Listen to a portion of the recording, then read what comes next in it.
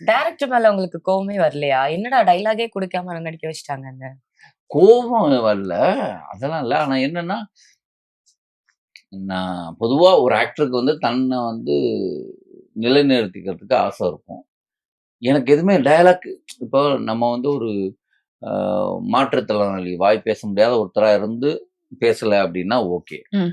நம்ம பேசக்கூடிய ஒரு கேரக்டர் தான்.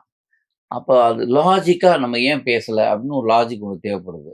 அதனால நான் கேட்டேன். நான் கடைசியில இந்த படத்துல கிளைமாக்ஸ்ல வந்து அ நானே வந்து எனக்கு டயலாக் வேணும்னு சொல்லிட்டு, அ இது ஃபுல்லா எமோஷனலா வச்சு நான் அவர்ட்ட காலையில மார்னிங் வந்து அந்த டயலாக்லாம் நான் பேசி காட்டுறேன். ம். நானே ஓனா வந்து ஓகே. அத என் அசிஸ்டன்ட் வந்து வீடியோ ஷூட் பண்றான். நான் அப்படியே அழுது பயங்கரமா பேசுறேன். அவரும் ஒரு மாரி எல்லாம் செட்டே ஒரு மாரி ம். சோக் ஆயிட்டாங்க. உடனே அது எல்லாத்தையும் நான் ரெக்கார்ட் பண்ணிக்கிட்டேன். ம். இத குடுங்க நான் எழுதி ஏன்னா நம்ம மனசுலேருந்து ம். ஒரு ஃப்ளோவா ஒண்ணு வருது.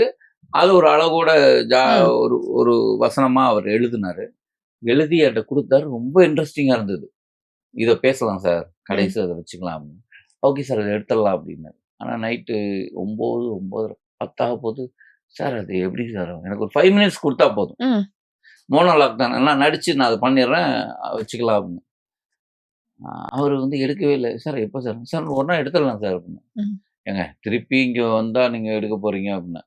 "இல்ல எடுத்துடலாம்ன்னு." ரொம்ப தெளிவா ஒரு விஷயத்த பண்ட்டாரு. அவருக்கு அது தேவையில்ல. ம்.